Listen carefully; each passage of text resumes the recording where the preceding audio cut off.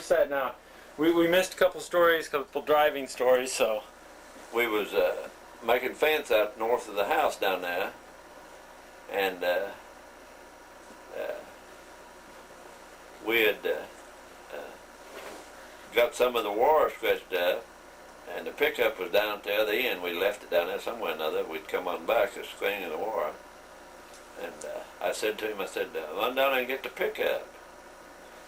And he messed a while with that, and he said, what did you say? I said, run down and get the pickup. I said, you know how to start it, don't you? He said, yeah. I said, do you know how to put it in gear? He said, yeah. I said, well, go get it. So this is Don at the age of 7? Yeah. Okay. And he run down there, and I heard him fire it up. Man, he pressed the foot feed, and and he put it in gear, and that old pickup, I was watching it, it jumped forward and died.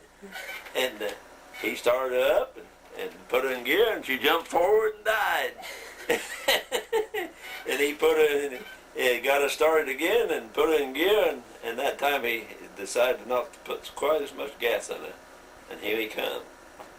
But the worst thing, about the time he got down there, all back there where it jumped 2 times, all the posts and the wire and everything was laying back there. I said, well, you got the pickup, but all the stuff's back down there.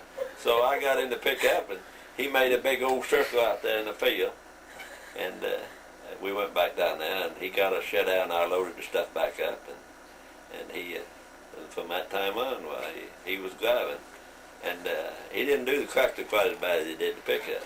But he drove when he was 7. And then Jeannie, after we got going together, I said something to her.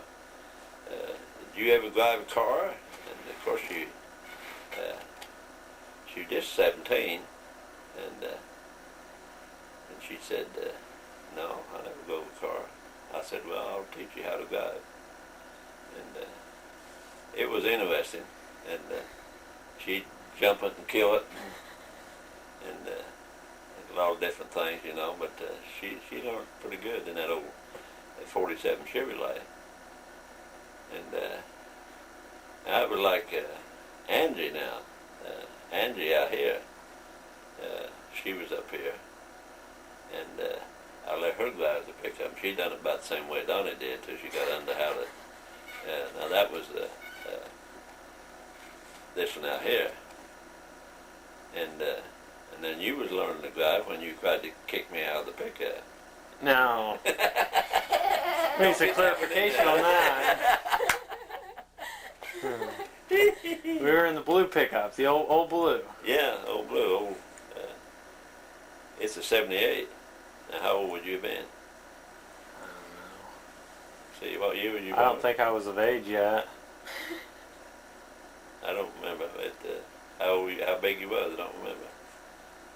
But anyway, you learned to drive. And some of that I might have scratched just a little bit on that hit before me out. I think we came around an S curve. Yeah. The door came open. I hollered and made an issue out of it, you know. He put it on the ditch.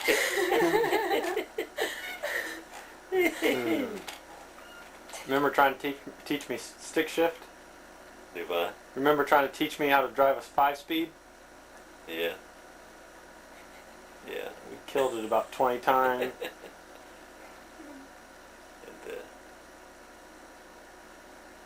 And then, I was going to tell you about the old blue pickup. I was plowing over here right back at your house there, and we'd been looking for a pickup, and Jeannie had been to town, and they got that old blue in, and she said, come out to the field and bought me a Coke and said, say, I found the pickup we want. And I said, well, go in town and tell them that you will buy it. And she said, well, without you looking? I said, well, you know what we want, what we need. And so she went back into town and told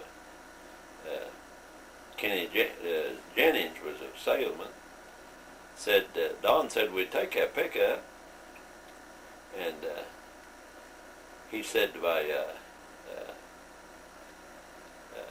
what do you mean? He said, we'd take it. She said, well, we're going to buy it. And he said, well, you want me to save it for you? And she said, yeah. And he said, well, you going to put any money down on it? And she said, well, ain't my word any good? And he said, well, we have to have some money down on it. So she come back and told me, and I said, well, if he don't think our word's any good, then we just tell him we don't want it.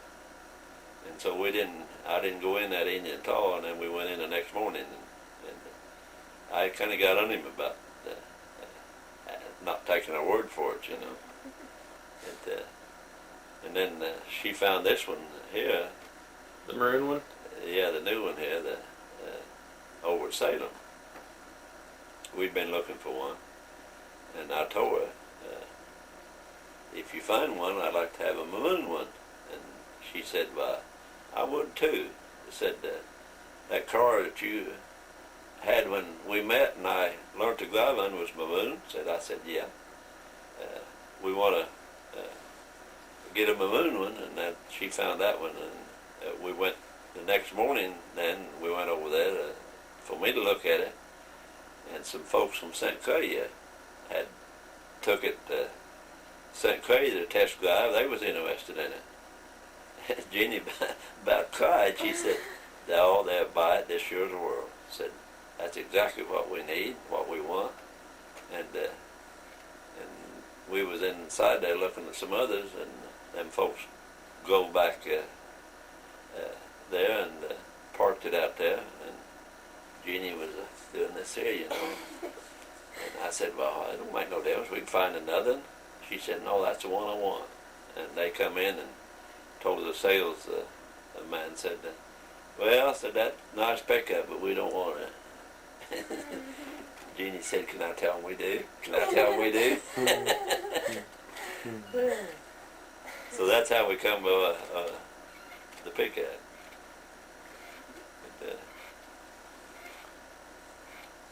Good old days. Taught a lot of people to drive, huh? It had a lot of fun too. A lot of fun. Oh boy. Several years ago, when we was still over at Bloom, as a young couple come in church over there, and what's it ain't got nothing to do with family, and they was all different, you might say, different kids. I mean, they like me, they didn't know a whole lot. But anyway, they come out here one day, and he was had an old car, and tires on it were slick, and he said, "Don, do you care if we drive out in the field?" And I just cut the hay off of that south field. I said, "Well, what do you want to drive out in the field for?" He said, "Well," I said, "the wife's wanting to learn how to drive," and said, "I'm afraid to let her drive on the road." And I said, "Well, yeah, get her out there and drive out on that field, be all right." And the hay had been cut probably, maybe 10 days. And of course, the stems of the weeds and after you cut it off, it gets just hard, just put it like a nail, you know. And they go around out there, she'd jump and drive and kill it and circle and all that. And they go around out there for a couple of hours. She was trying to get where she could, it was a stick shift, you know. And and come to find out, time to come out of the field, and he pulled up here, they had two flat tires. Them old weed stem had stuck right through them. Well, their tires were slick anyway. He said, "Oh my, what I do now?" I said, "Well, you have to change them." He said to her, you know, she was all uptight about trying to learn how to drive and how to start, you know. And she said, "I suppose I'm to blame for that."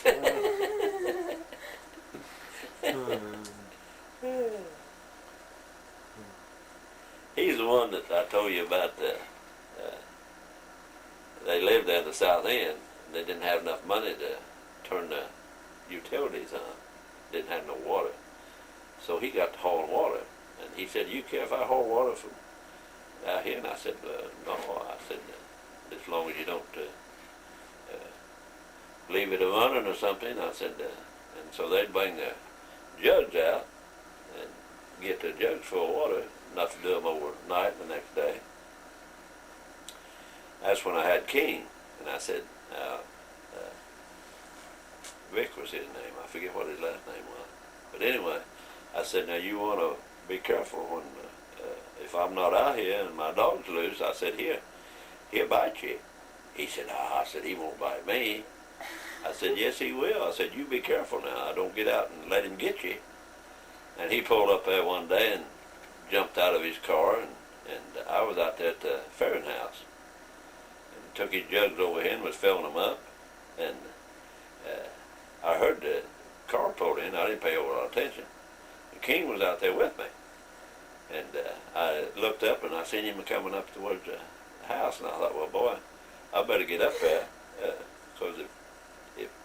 Because I didn't know for sure who it was, you know.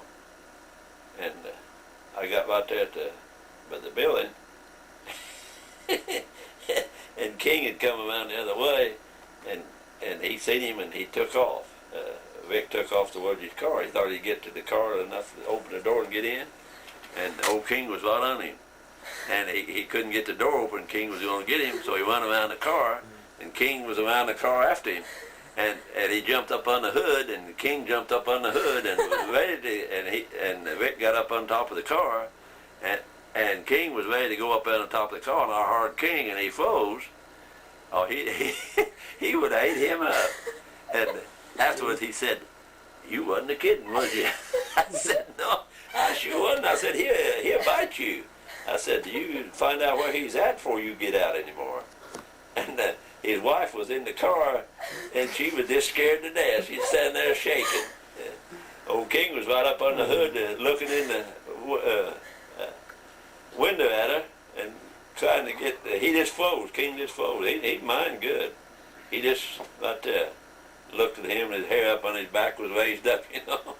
Old Rick was about dirty as pants. He never got out of the car anymore if he didn't know where the dog was.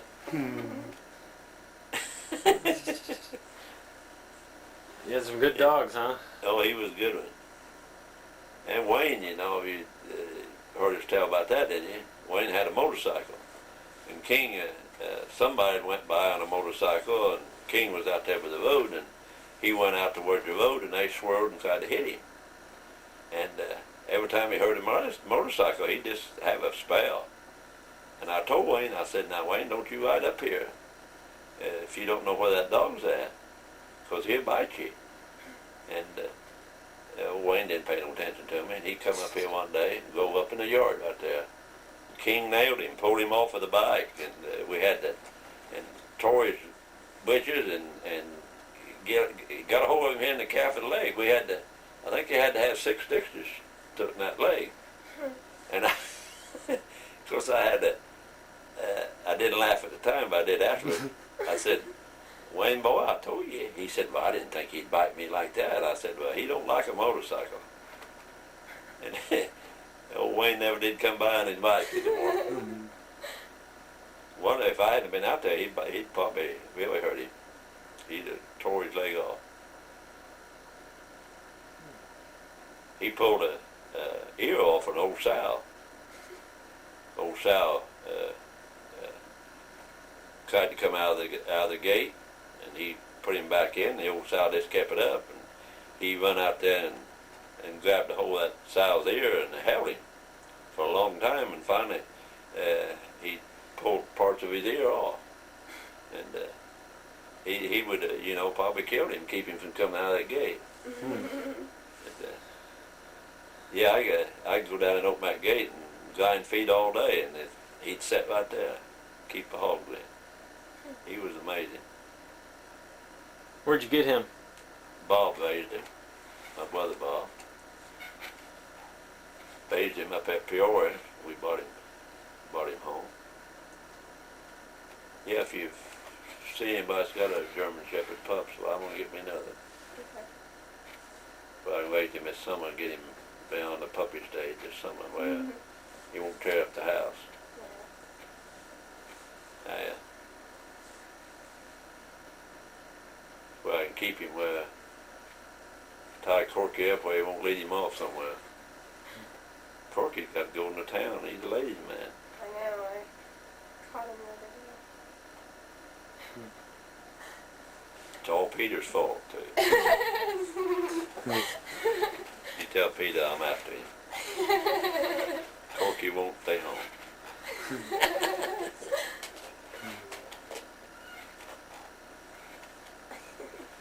Yeah.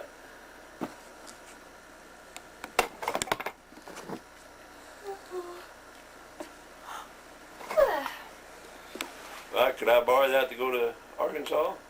I don't know where I can drive. I'll be.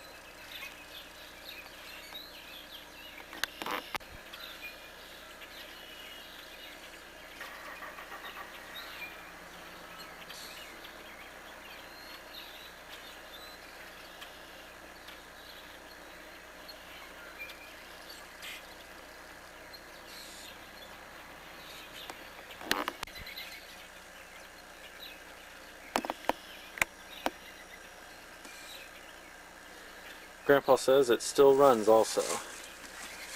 This is Old Blue. This is what a lot of us learn to drive in, all us grandchildren.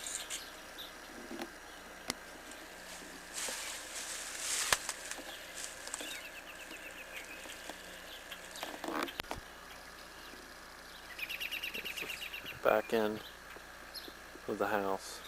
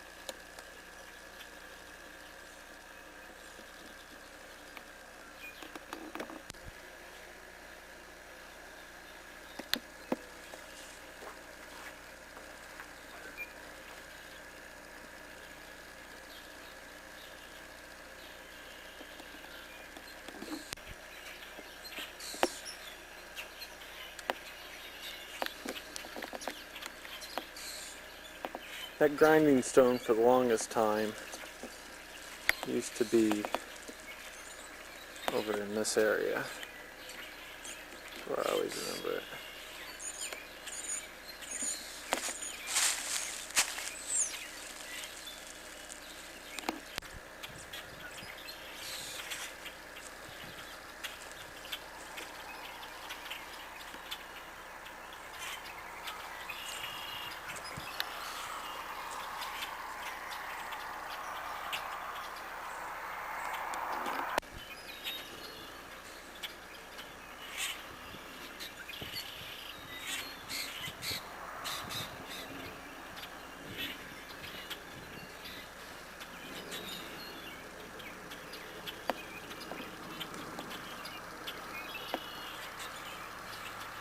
Tree just recently fell.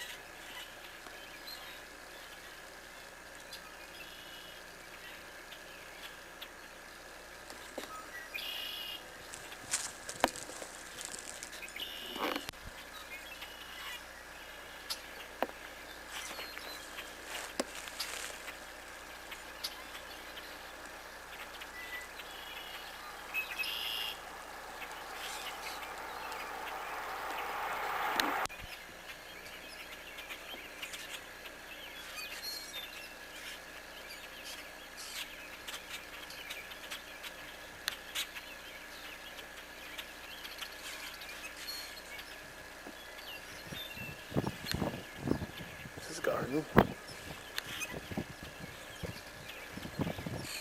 Trailer with the Christmas lights.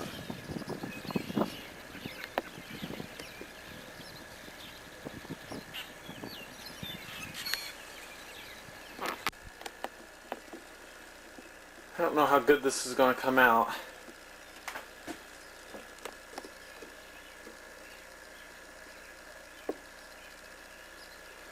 This is the storage of the Christmas lights are in here.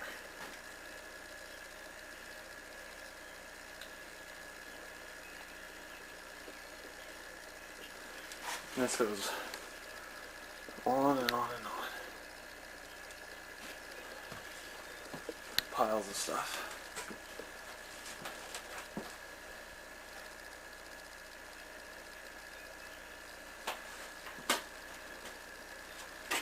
Two soldiers.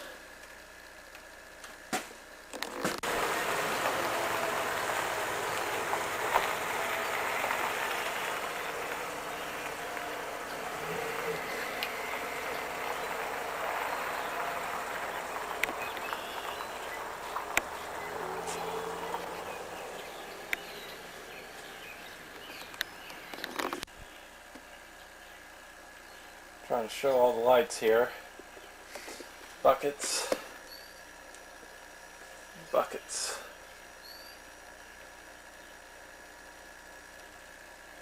All types of lights.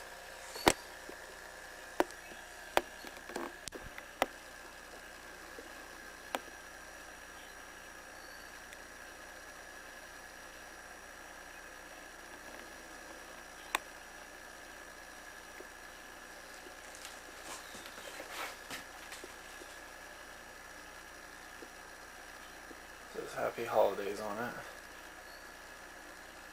Start of it.